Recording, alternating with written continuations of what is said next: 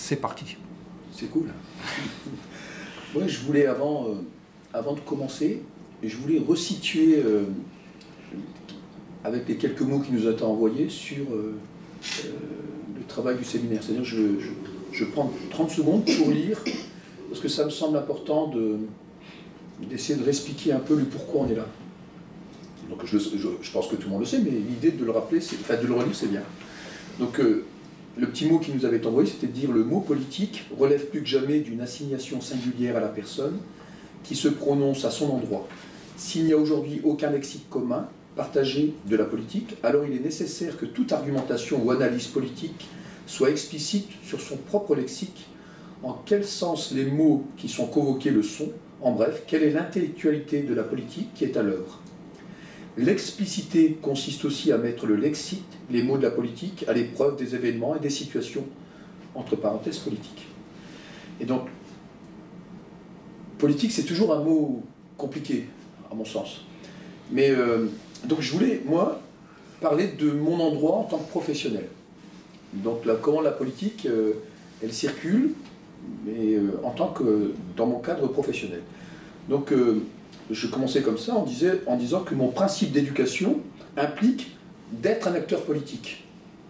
Pour moi, on peut pas le métier que je fais ne peut pas se faire sans faire de la politique. Ça me semble impossible. Et je vais expliquer comment et pourquoi. D'être du côté des gens. Voilà. Et aussi de transformer une situation. Parce que dans le cadre de mon travail, je suis amené à rencontrer des situations très compliquées et qu'il y a deux hypothèses. Soit on laisse, ou soit on vise à la transformer avec les gens avec lesquels on travaille. Donc c'est pour ça que je disais que mon principe d'éducation implique obligatoirement d'être un acteur politique. Elle exige aussi, ma pratique professionnelle, elle implique aussi de partir du réel. Donc de faire de la politique à partir du réel. Sinon, ça ne me semble pas pertinent. Et j'aime à dire que, donc, dans ma pratique professionnelle, faire de la politique, c'est penser les mots avec des mots qui pensent. Donc quand je dis penser les mots, c'est penser P-A-N-S-E-R. C'est penser. Et les penser, après, les réfléchir avec des mots qui pensent. Sans ça, c'est compliqué de faire de la politique avec les gens avec lesquels on est. Et des mots qui pensent, enfin, j'aurais voulu que ça soit uniquement du côté des gens, mais il s'avère que c'est pas vrai. Il y a des mots qui pensent aussi du côté des représentants institutionnels, et y compris du côté des représentants institutionnels, mais aussi des praticiens, de fonctionnaires ou autres, qui sont amenés à travailler avec les gens. Et donc parmi les mots qui pensent, moi je pense qu'on peut, on peut pas faire de politique, c'est compliqué de faire de la politique si on ne comprend pas certains mots, parce que ces mots-là, ils vont décider de stratégie des politiques publiques dans nos cadres de travail. Je vais en citer deux, je peux en citer plus, hein, d'ailleurs. Moi, je pense qu'il faut décortiquer, par exemple, quand on utilise le mot ghetto, quand il y a des chercheurs universitaires qui utilisent le mot ghetto, et puis aussi dans le cadre des politiques de la ville, dans le cadre des élus aussi, ils vont utiliser ghetto, ils vont utiliser apartheid territorial et social, ils vont utiliser... Moi, je pense qu'on a, en tout cas en tant que praticien, en tant que pédagogue, en tant que professionnel, il m'a semblé nécessaire de comprendre ce que disposait le mot ghetto. Et en réalité, il convoque des choses extrêmement graves, sérieuses, et qui conduit à des politiques publiques qui, à mon avis, ne servent pas l'intérêt des gens. Voilà. Et pareil, apartheid territorial, pareil. Et puis là, juste avant, on parlait un peu de la façon dont des choses étranges qui sont passées au Brésil. Un des mots aussi qui me semble le plus important à essayer de réfléchir, et je pense qu'on n'est pas nombreux à avoir réfléchi sur cette question, c'est le mot sécuritaire. Le mot sécuritaire, c'est pas simplement une idée de sécurité avec des lois plus coercitives, plus dures. Sécuritaire, c'est un mot qui est bien plus compliqué et qui conduit à, toujours dans les politiques publiques, à agir simplement sous des registres de représailles ou de châtiment. Alors Loïc Vacan, lui, dans un livre, il écrivait « Punir les pauvres ». Son idée, c'était de travailler simplement, de dire qu'on va punir les pauvres. Moi, je pense que cette idée de représailles, elle ne s'adresse pas qu'aux pauvres. Elle s'adresse à un ensemble des gens. La preuve, c'est qu'aujourd'hui au Brésil, il y a des universitaires qui sont maltraités, mais c'est vrai en France, c'est vrai un peu partout. Dans l'idée moi je pense que ces mots-là, ils s'inscrivent dans une continuité de ce qu'on a appelé, il y a quelques années de ça, enfin que Sylvain et Alain ont appelé la crise de l'État. Je pense que tous ces processus s'inscrivent dans une continuité. Ils ne sont pas en rupture de quelque chose. C'est une continuité. Et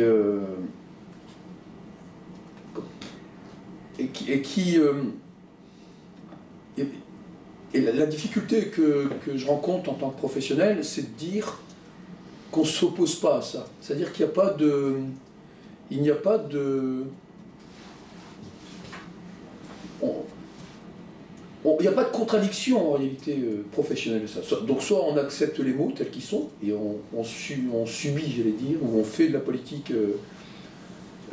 on mène des actions en fonction de ces mots-là, et dans ces cas-là, ça peut pas être, on ne peut pas agir dans l'intérêt des gens, on peut faire que du mal. Je veux dire, on ne sert pas la cause de quelque chose, on n'est pas dans une démarche protectrice. Et que ce soit à l'adresse des enfants, que ce soit à l'adresse des familles, que ce soit à l'adresse de qui que ce soit, on n'est pas dans une démarche là. Et donc, pour moi, ces mots, j'ai donné un nom à ces mots, je les ai appelés des mots corrompus. Alors, corrompus, je ne dis pas que ce sont des mots au sens du Durkheim, simplement, où il y a une idée de prénotion. Je pense qu'ils sont corrompus parce que leur idée, elle ne travaille pas à essayer de construire des relations apaisées entre les gens, et notamment entre l'État et les gens. On n'est pas du tout dans ça. Je pense même qu'il y a des actes que je qualifierais de guerre, en tout cas, contre les gens, d'une extrême violence. Donc corrompu, c'est pas simplement une idée de prénotion, c'est une idée de... c'est autre chose. Quand des amis ou des collègues parlent en disant, quand ils se rendent compte, ils disent qu'il y a un désengagement de l'État. Je ne crois pas non plus qu'il y ait un désengagement de l'État. Je pense que ces mots corrompus montrent qu'il y a une transformation de l'État. Et ce n'est pas du tout pareil. Parce que quand on pense qu'il y a un désengagement de l'État, on pense que l'État n'est plus présent dans les quartiers, alors que moi, je pense qu'il est surreprésenté. Mais pas représenté dans une idée protecteur. Enfin, il n'est pas protecteur, il est... voilà, il est martial. Et donc, je pense que ça nécessite qu'on s'interroge, qu'on interroge. En tout cas, je pense que les professionnels, des mots qui sont utilisés, et avec lesquels on va leur demander de mettre en place des actions, je pense qu'on a tout intérêt à réfléchir ce que disposent ces mots. Alors, je disais des mots qui pensent. La question, on parlait avec Sylvain, l'idée c'était de chercher quels pourraient être les mots du côté des gens qui pourraient penser, qui pourraient construire quelque chose. Alors là, on est d'accord, il existe des singularités, mais est-ce qu'il y a des mots qui puissent constituer un nous? J'en ai pas trouvé. Malheureusement, j'ai toujours pensé qu'il pouvait y avoir. Il va y avoir, à mon sens, des actions particulières. On peut citer, à un moment donné, quand des jeunes ou des moins jeunes auront considéré que le droit n'est pas appliqué, que le droit n'est pas respecté, il peut y avoir, dans un dispositif particulier, une émeute, l'idée de réclamer le droit, de réclamer quelque chose. Mais est-ce que c'est pour autant de la politique? Je ne sais pas. J'en suis pas convaincu. Je pense qu'il y a simplement l'idée de réclamer un parcours où leur dignité est mise à mal et qu'il s'agit de réclamer un espace de droit. Et je suis pas convaincu, j'ai besoin de réfléchir davantage, je ne suis pas convaincu que ce soit de la politique. Mais en tout cas, c'est de dire on conteste. Enfin, on conteste. Voilà, on ne peut pas être traité comme ça, donc il y a une idée d'indignité qui est mise en place, on va se battre pour. Sur l'idée des mots, toujours des mots du côté des gens, il y a aussi des organisations que je dirais ici politiques. Je veux dire, il y a des mots qui organisent aussi, je veux dire, quand il y a eu le rassemblement des gens qui s'opposaient au mariage homosexuel, quand il y a eu des gens qui s'opposaient à la GPA, quand il y a des gens qui s'opposaient, en réalité, il y a eu des mots porteurs. Et c'était aussi des mots du côté des gens, mais c'était pas dans une valeur positive.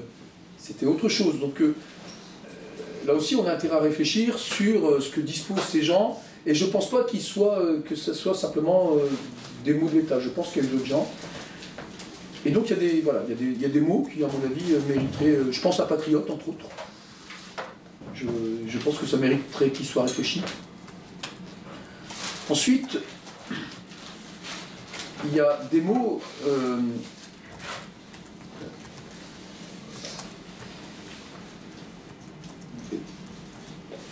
je pense qu'il y a des mots qui ont peut-être été... des mots qu'on peut trouver autour de la religion. Je pense que la religion,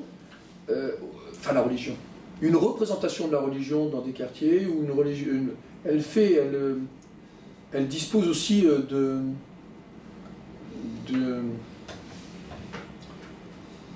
elle organise des gens à se mettre à distance de l'État, ou à s'opposer à l'État, ou à un moment donné. Mais il y a un paradoxe dans cette idée de religion. Je pense que la religion telle qu'elle est posée, en tout cas par les gens que j'ai rencontrés, elle dépolitise en réalité le débat. Elle ne le politise pas. Il y a une sorte... et l'idée, c'est... on se retrouve en écart de l'État, dans quelque chose d'autre, mais je pense que c'est une dépolitisation et non une politisation. Je vais prendre pour exemple... Dernièrement, sur la ville de Grigny, il y a eu 2 morts. Et ces 2 morts, on a les gens avec lesquels nous avons discuté.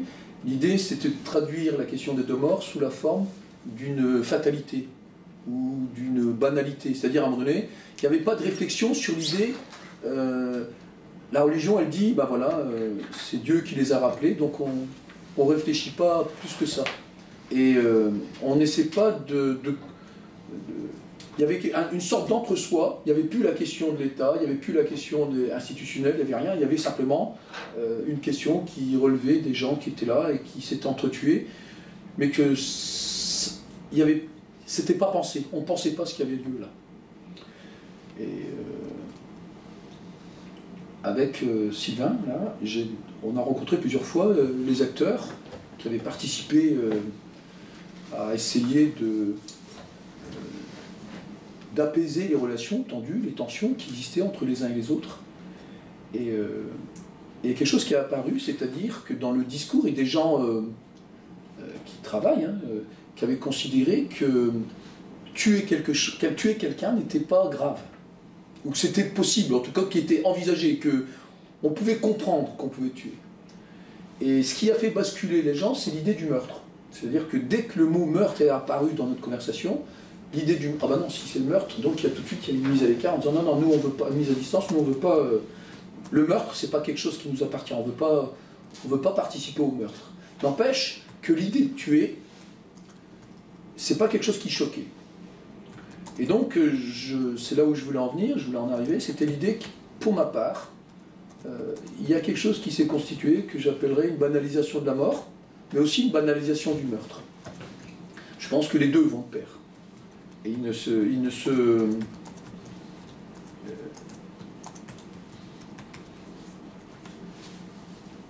ils disent pas la même chose, mais ils sont tous les deux, ils fonctionnent ensemble, d'une certaine façon. Je dis banalisation de la mort, parce qu'en réalité, si on regarde de tous les points, si on regarde du point de vue, par exemple, de l'État, sécuritaire, l'idée au travers des forces de l'ordre, de police et tout, tuer est envisagé. Je veux dire, on l'a vu avec Rémi Ferrès, mais on l'a vu avec d'autres gens, on l'a vu avec Ziad Ebouna, on l'a vu avec plein d'autres gens. Donc tuer du point de vue du sécuritaire mériterait, enfin, en tout cas, c'est envisageable. Du côté de la religion, c'est aussi envisageable et envisagé. Du côté de ce que je nomme le code du quartier, c'est aussi envisagé. Et en tout cas, c'est quelque chose de possible. Et donc, quand je dis banalisation de la mort, c'est-à-dire à un moment donné, ôter la vie de quelqu'un, c'est quelque chose qui qui est introduit dans une réflexion.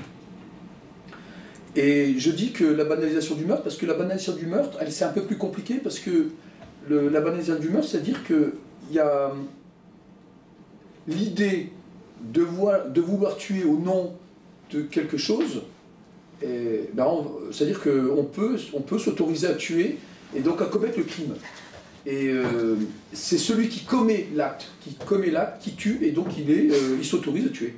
Alors que la banalisation de la mort, elle est aussi à l'adresse des gens qui regardent, qui observent. Je m'explique. Par exemple, dernièrement, il y a un député de ce nouveau gouvernement, en parlant des... Comment dirais-je? En parlant des enfants qui sont en Syrie, qui sont là-bas. Et donc l'idée de ce député, puis il y avait plusieurs, hein. Il y avait un avocat qui défendait les familles syriennes pour l'idée de venir en France. On leur a dit,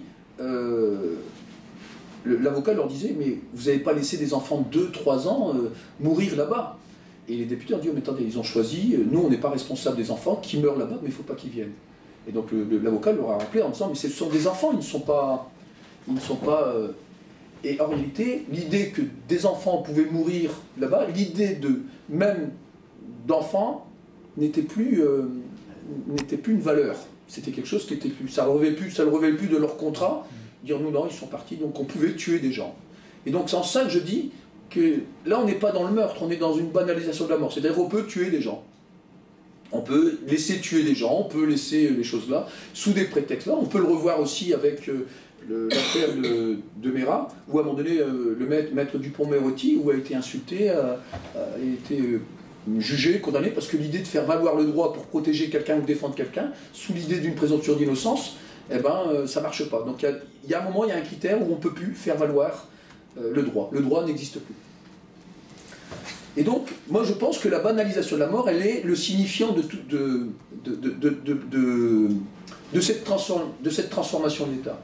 Je pense qu'elle elle s'inscrit dans une idée certes, de dépolitisation, d'une autorisation à tuer, et ça dépend où on se trouve, et je pense que ça mérite de fléchir. Cependant, cette banalisation de la mort, moi en tant que professionnel, et je suis confronté à ça d'une façon ou d'une autre. Je le suis puisque dans le travail avec je veux dire à un moment donné, dans le travail que je fais, je suis amené à rencontrer des gens dont certains auraient pu partir en Syrie ou pas partir en Syrie. Je suis concerné par des gens qui commettent des actes. D'une façon ou d'une autre, je suis confronté. Donc il me faut réfléchir. Mais si l'idée c'est que en travaillant sur cette banalisation de la mort, on est confronté à aller à l'encontre d'une décision institutionnelle, très vite on va être considéré comme étant des complices, des meurtriers ou autres, hein, qu'importe. Et là, ça m'amène à penser, en revenant sur ce que disait Alain la dernière fois, en disant il y a deux camps. Je ne sais pas s'il y a deux camps. Il y en a un, c'est sûr. Le deuxième, pour qu'il y ait un deuxième camp, il faudrait qu'il y ait un nous collectif. Et ce nous, encore une fois, je le disais en départ, je ne suis pas convaincu qu'il y ait un nous. Et donc on laisse faire. Et donc quand on parlait, je disais, à la question politique, qu'est-ce qui existe à notre action politique, qu'est-ce qui peut exister? Moi j'ai nommé une action politique, j'ai appelé ça une interlocution éducative. C'est ma façon à moi de faire de la politique. Et donc une interlocution éducative, on pourrait parler aussi d'une interlocution sociale. D'autres parleraient d'un tiers-lieu. Comment on construit un tiers-lieu? Comment on construit quelque chose de nouveau? Une interlocution éducative, c'est-à-dire avoir conscience de ces rapports-là entre les uns et les autres, et qu'est-ce qu'on est capable de construire avec les gens, c'est-à-dire qu'apportent les gens, c'est-à-dire qu'ils soient je dis bien les gens, hein, je ne parle pas des rapports institutionnels. Que ce soit des gens d'un côté selon un principe, comment dirais-je, qui soit différent par l'âge, par le métier, par la religion, par ce qu'on veut. Mais en tout cas, c'est à partir des gens qu'on peut tenter de construire quelque chose. Et de construire, mais pour construire, on est obligé, à mon sens,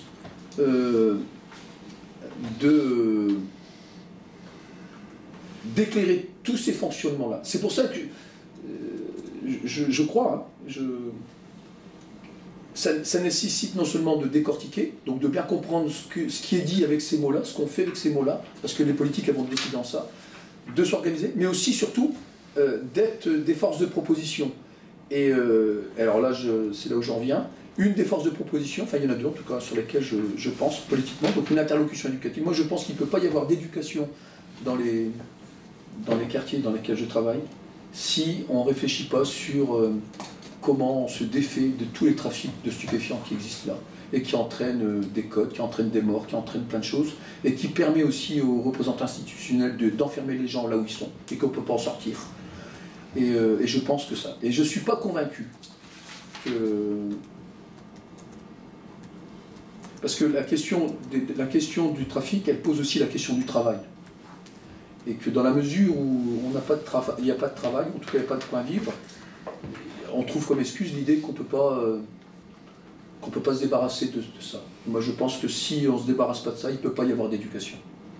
Il ne peut pas y avoir d'interlocution et il ne peut pas y avoir un travail qui vise à la paix. Je ne crois pas du tout que c'est possible. Et donc pour moi il y a un préalable. Il y a ce préalable-là. Ensuite, le second point que je pose aussi, c'est que si on veut des gens capables d'aller rencontrer ces gens qui sont hors champ de l'école, hors champ de l'institution, voire même hors champ de l'État-nation, eh ben, il nous faut des acteurs qui soient capables d'aller les rencontrer. Et on ne les a pas non plus. Et d'ailleurs, on n'a pas non plus l'état des lieux, mais en tout cas, il nous faut des acteurs. Et ces acteurs-là, on ne les a pas. Et donc, ça nécessite d'aller à la rencontre des gens. Et il ne s'agit pas de faire un pont entre l'institution et les gens, c'est pas ce dont je parle, hein, c'est pas ça du tout. Mais il s'agit, à mon sens, de s'organiser pour que ces gens qui ont investi l'espace public, eh ben, ils ne règnent pas en toute impunité, qu'ils font ce qu'ils veulent avec leur code, qui est devenu un code mafieux d'ailleurs. Et voilà. Je pense qu'il faut travailler là-dessus. Et donc, voilà, c'est ça. Et donc, pour moi, une interlocution est politique, une interlocution éducative, elle est politique. Un acteur ou un éducateur, en tout cas tel que je le pense, il ne peut pas être autre chose qu'un acteur politique. Ça ne peut pas marcher aussi, non.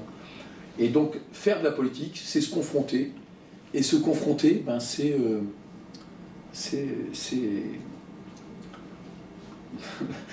bien souvent... se trouver en porte-à-faux de celui qui l'emploie. Et celui qui l'emploie, c'est pas ce qu'il demande. Donc est-ce qu'il peut exister une place pour faire de la politique dans un cadre professionnel? Et pourtant, le paradoxe, c'est que s'il n'y a pas de politique chez l'acteur professionnel, alors, à mon sens, on ne répond pas au problème.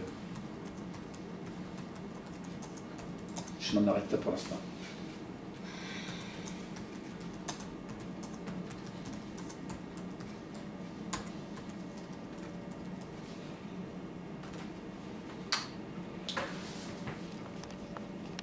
Quand tu parles de l'investissement, tu vois, des policiers qui sont venus chercher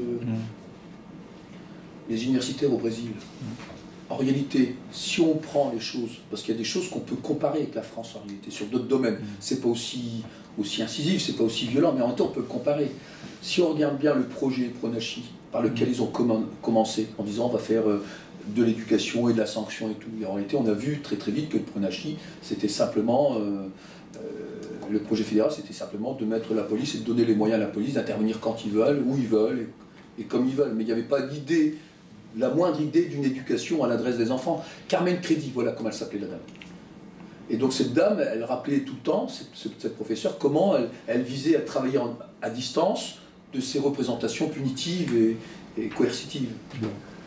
Et donc en réalité, ce qui se passe là, pour moi, n'est qu'une continuité de ce qui avait démarré déjà, malheureusement, avec l'époque de Lula, malheureusement. Et donc il y a quelque chose qui est continuité avec le Pronachi. Je pense qu'il ne faut pas les rompre. Et quand on parle aujourd'hui de... Parce que je me suis fait piéger intellectuellement 2 fois. C'est-à-dire que j'ai pensé que le président de la République, aujourd'hui, dans la mesure où il était, quand il parlait, il ne revient jamais sur la question intégriste musulman. Il essaie de déplacer, il essaie d'être ailleurs, il n'est plus dans un discours comme celui-là. Mais quand on écoute bien ce qu'il dit, en réalité, il déplace un curseur. Lui, ce qu'il met en premier lieu, il met, mais en réalité, il est toujours dans une continuité. Il met le curseur, il dit, voilà, ce qui prime, c'est l'intérêt économique. C'est l'intérêt financier. Donc, je me fiche un peu des valeurs morales, de justice, humanistes et tout. Ce qui compte, on ne va pas le compter, ce qui compte, c'est l'intérêt. Et l'intérêt au sens très individuel de la chose. Et il n'est pas dans une démarche, l'idée d'un projet, d'un intérêt collectif, d'un bien collectif. Il déplace son curseur, il dit voilà, ce qui prime, c'est d'abord. Donc on peut le discuter avec Bachar el-Assad, on peut le discuter avec qui on veut, c'est pas ça qui compte. Ce qui compte, c'est l'intérêt économique, l'intérêt financier. Ça va changer la donne, parce que dès qu'on aura les moyens financiers, on fera autrement. Et à ça, il empêche toute réflexion sur ce que pourraient être des valeurs positives, des valeurs morales, des valeurs là.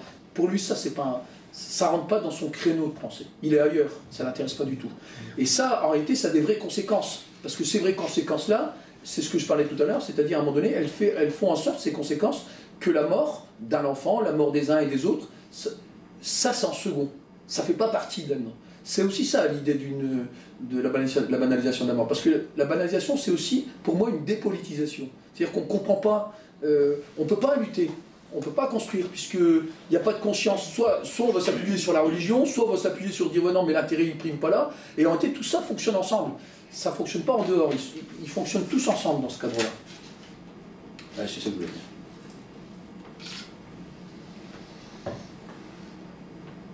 Il y avait une continuité, moi je pense qu'elle a adossé aussi à des... J'aime pas le mot parce que je sais pas comment... J'ai pas trouvé de mot qui me convienne. Mais à des registres, tu vois, des registres de guerre quand même.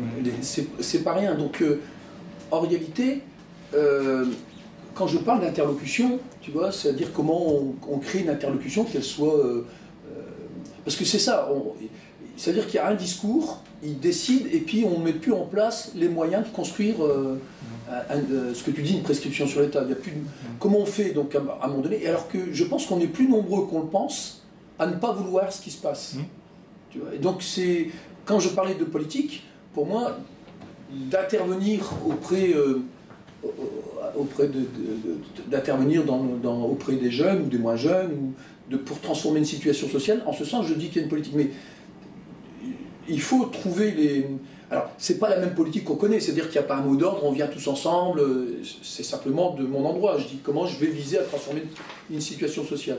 Et je pense que cette question de la banalisation de la mort, tu disais tout à l'heure, quand tu parles d'Alep, quand tu parles de tout ça, qu'aujourd'hui, plus personne... Ben, je pense que c'est un enjeu important. Important dans cette prescription de l'État. C'est en ce sens-là que pour moi, il y a obligation d'une nouvelle politique, enfin, d'agir. Ça peut être quelque chose qui peut rassembler pour faire de la politique. Parce qu'on ne peut pas laisser des gens s'entretuer entre eux, ou des gens considérer que le meurtre, ben, c'est banal, qu'on peut faire. Et là, il y a une posture de l'État. Moi, je pense, c'est là où je dis qu'il n'y a pas un désengagement de l'État. Quand l'État laisse des jeunes s'entretuer sur un quartier, je ne pense pas qu'il s'est désengagé. Je pense qu'il y a autre chose. Il y a d'abord une transformation, c'est sûr, tu vois, mais il y a aussi l'idée de... parce que si j'écoute les policiers que je rencontre, eux non plus, ils n'ont pas envie de laisser les choses en l'état comme ça. Et donc pourquoi c'est pas possible? Pourquoi la décision, elle n'est pas ailleurs? Pourquoi on ne décide pas de dire non, ça, on ne veut pas de ça? Qu'est-ce qui fait qu'à un moment donné... Donc, et c'est en ce sens-là que tout ça, cette transformation de l'État, cette banalisation de la mort, elle est intrinsèque à la nature de l'État d'aujourd'hui. Et c'est pour ça qu'il faut... C'est un enjeu, à mon avis, un enjeu politique majeur. C'est pas... j'ai pas trouvé les mots qui pourraient... mais voilà, on ne peut pas laisser les choses comme cela. C'est impossible. Au risque d'une sorte d'implosion ou je ne sais pas quoi.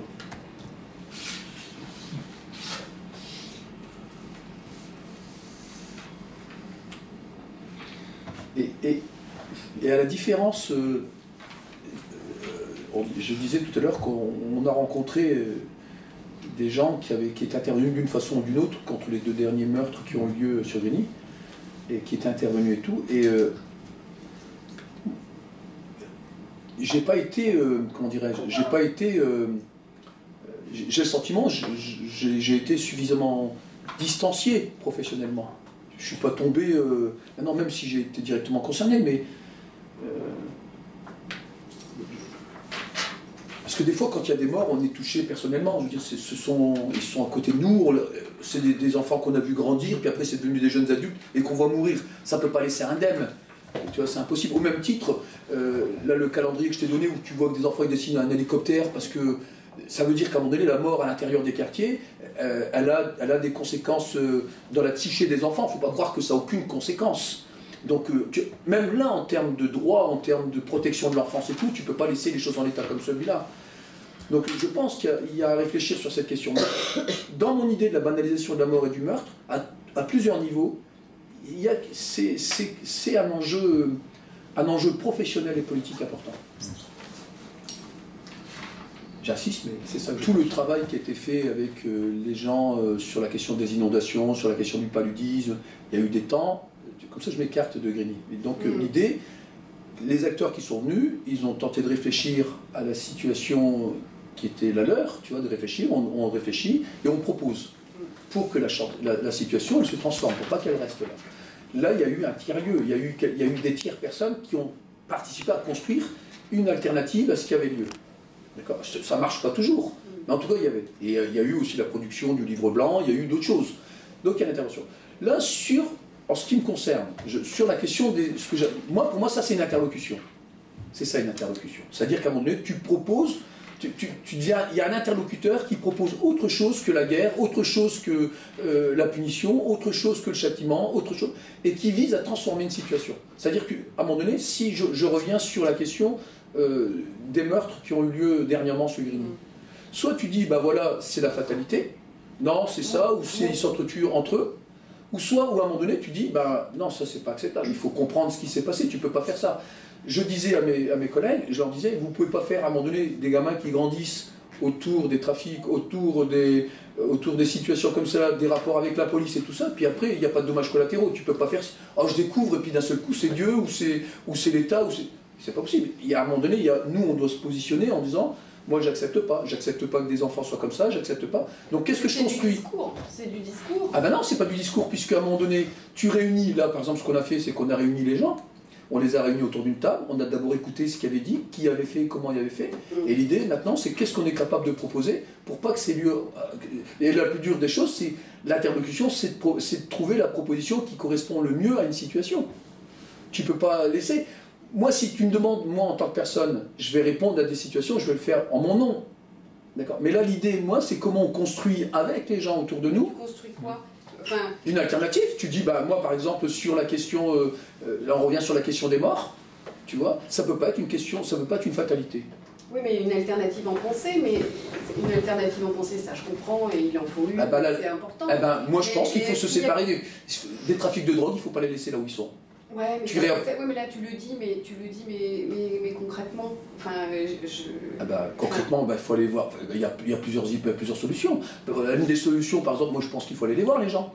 Les gens, quand il y a des gamins de 17, 18 ou 15 ans qui sont là en train de faire le guet ou autre, il faut les prendre. Il faut aller les chercher, il faut les ramener chez les parents, regarder ce qui est faisable et ce qui n'est pas faisable.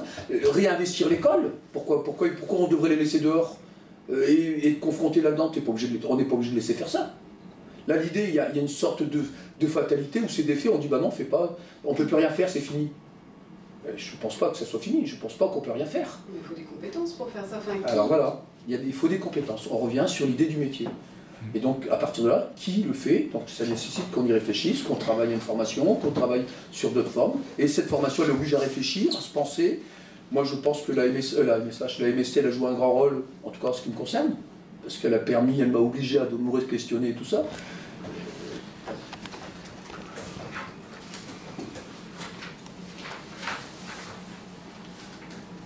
Je commencerai peut-être par une remarque sur un propos d'Alain.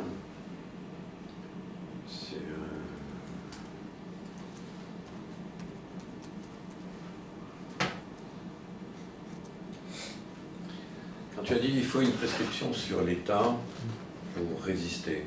Enfin, je le dis de façon résumée.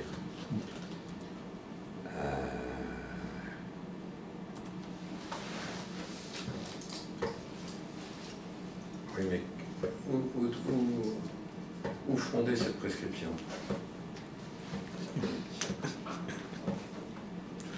Et je rebondirai là-dessus pour interroger un peu la catégorie de chercheurs sur laquelle vous vous appuyez. Que la question de l'État soit nécessaire, nouvelle, même si certains paradigmes de l'État, comme la violence, comme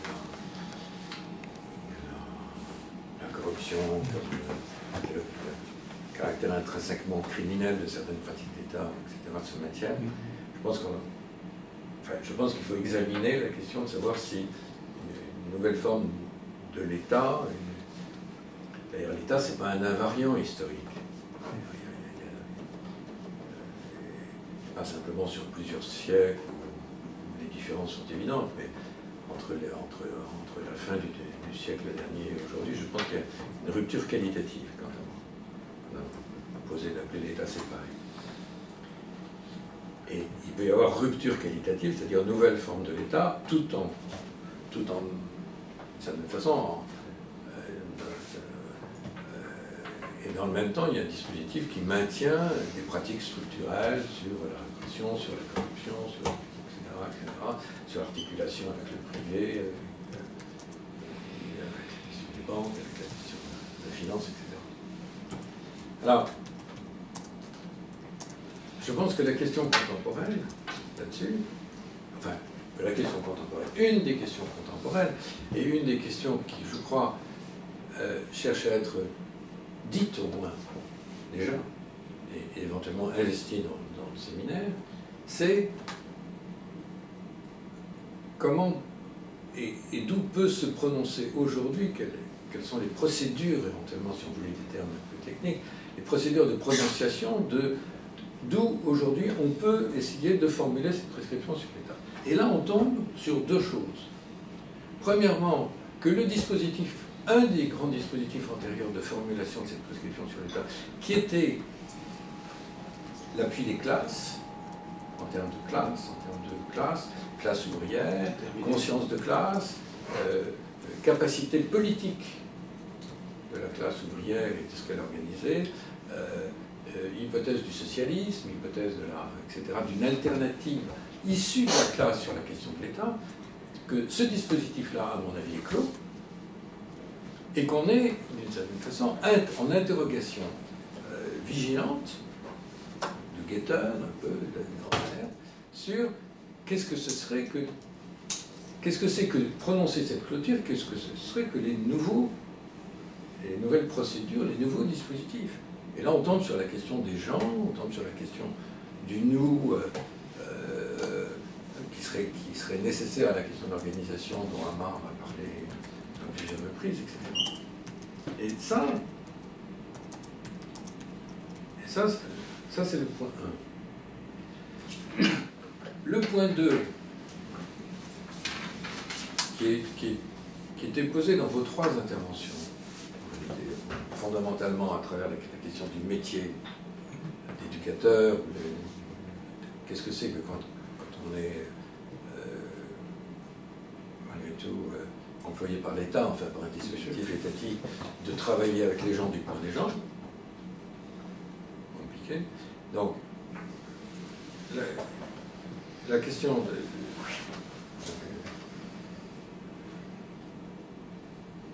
J'ai un peu perdu mon idée, mais où est la question du nous, du côté des métiers,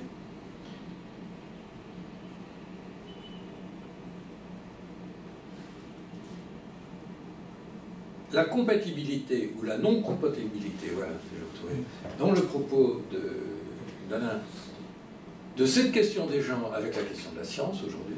Je vais très vite à la conclusion. C'est-à-dire les sciences sociales, etc., le travail de recherche. Et qui se retrouve, à mon avis, dans ce que vous appeliez la figure du chercheur.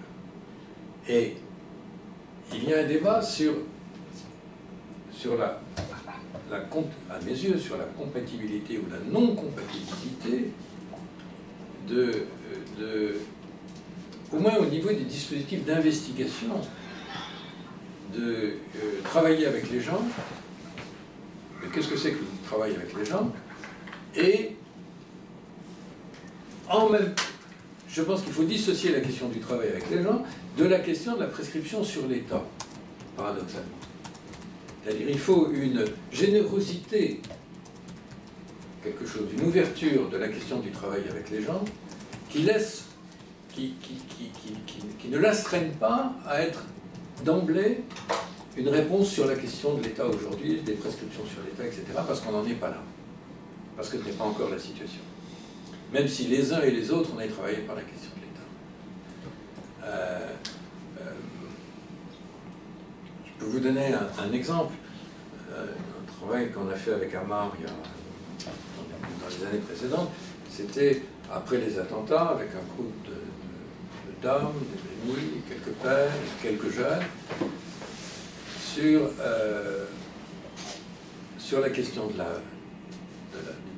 la catégorie de la paix, dans l'hypothèse que ni l'État ni les religions ne maniaient cette catégorie de façon positive, tout au contraire, et que si elle avait une assise possible, c'était du côté des gens.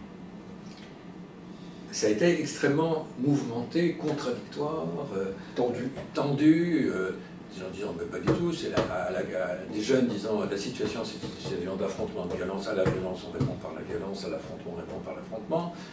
Une dame qu'on aime beaucoup disant moi j'étais toujours une rebelle, je me suis battue pour les causes, etc. Me parlez pas de la paix, parce que pour moi c'est le conflit, c'est l'antagonisme, etc. Et ça a duré presque un an. Oui, voilà, ça s'est étalé dans le temps. Et ensuite, ça s'est déplacé sur la question de l'école. Et avec toute une série de dames qui connaissaient très bien la question, qui étaient dans les associations d'élèves, dans les conseils de classe, ceci, ça.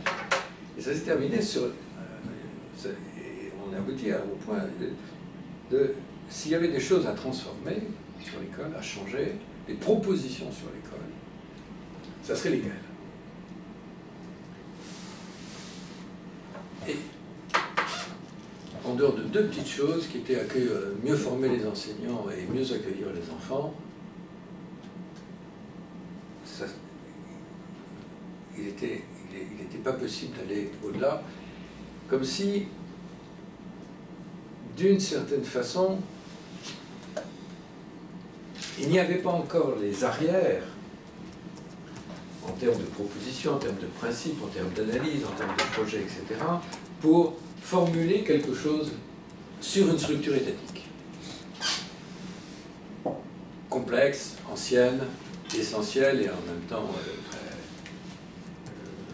qui est une pièce majeure du dispositif, des dispositifs sociétal. Et donc moi, je conclurai là-dessus pour l'instant. Je dirais autant la question de la paix entre les gens, entre les gens qui étaient autour de la table, pour commencer, qui n'étaient pas du tout d'accord, qui avaient réagi de façon tout à fait différente moins sur la question des attentats que sur la campagne « Je suis Charlie » et sur les tensions très fortes que cette campagne a créées dans les écoles et dans les quartiers. Autant là-dessus, quelque chose s'était ouvert et avait produit. Autant sur est-ce que ça se transformait en une puissance sur la question de la parité. Alors, et je vous poserai la question, parce que je suis moi-même extrêmement interrogatif là-dessus. Si c'est ça la situation, ou si c'est parfois ça la situation, il faut prendre la mesure que, paradoxalement, il y a un travail qualitatif à faire, un travail qualitatif et de transformation de cette situation à faire avec les gens, qui ne produit pas immédiatement des prescriptions sur l'État dans la situation actuelle. En conséquence de quoi? J'ajouterai, parce que ça je voulais ajouter, que quand tu disais politique, moi je pensais aussi à principe.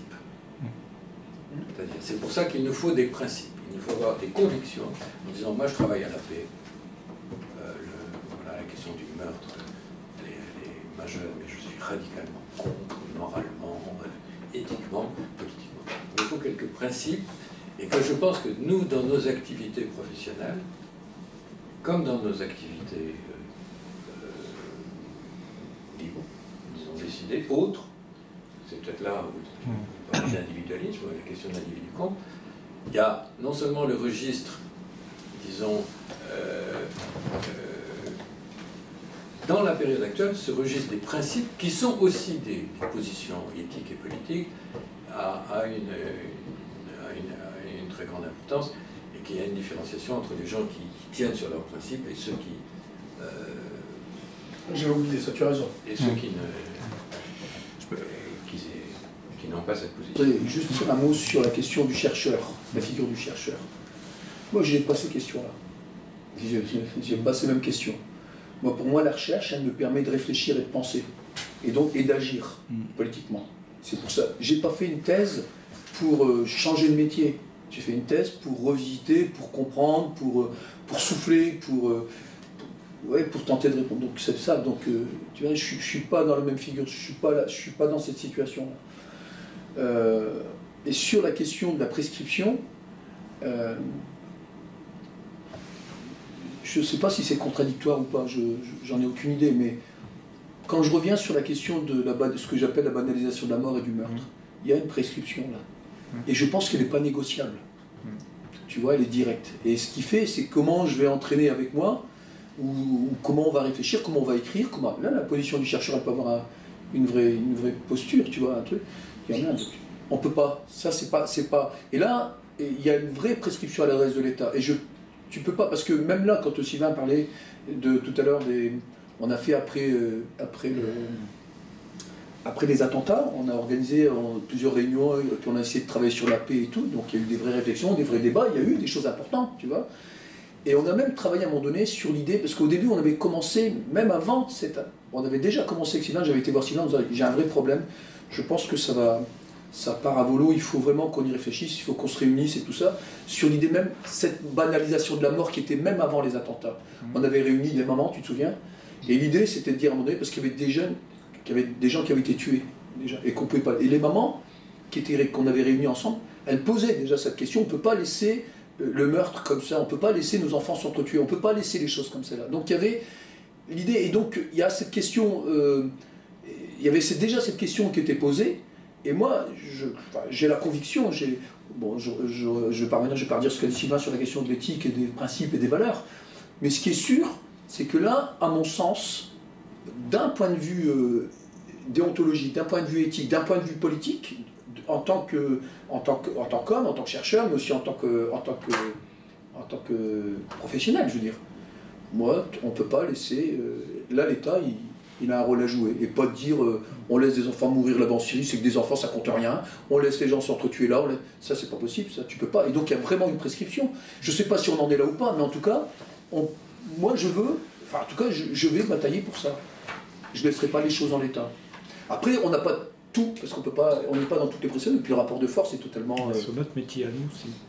Ah oui, oui. C'est notre métier à nous.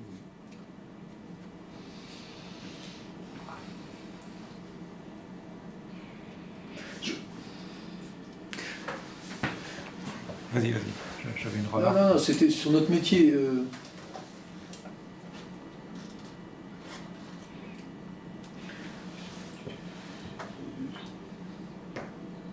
Ce serait quoi notre métier? Tu vois, et même là, tu te retrouves dans une situation où tu n'es même plus capable de t'identifier. Alors, si, les chercheurs, ils s'identifient en tant que chercheurs. Et encore, c'est ça que tu vas me dire. Mais, ou en tant qu'universitaire. Mais il y a des éducateurs qui vont dire, nous, on est éducateurs. Et, tu vois, les autres, ils vont dire, on est ça, bon, d'accord, mais même ça, est-ce que vraiment le métier lui-même, il doit te réinterroger? Tu fais quoi? T'es où? Je sais pas, moi, la dernière fois, quand on faisait dans une réunion avec Sylvain, quand on était après les 2 meurtres, on tombait avec les gens, on dit, oh non, éducateur, c'est un sale nom. C'est pas ce nom-là qu'on veut se donner. Éducateur, Tu rends éducateur, il est sale le mot. Il aurait fallu fouiller, on l'a pas fait. Je sais ce qui est. Moi je trouve pas qu'il est sale le mot, je trouve qu'au contraire, mais dans la façon dont aujourd'hui il est convoqué, et tu te dis mince, c'est peut-être pas le bon mot, tu vois, parce que. Et ça revient sur la question des mots corrompus.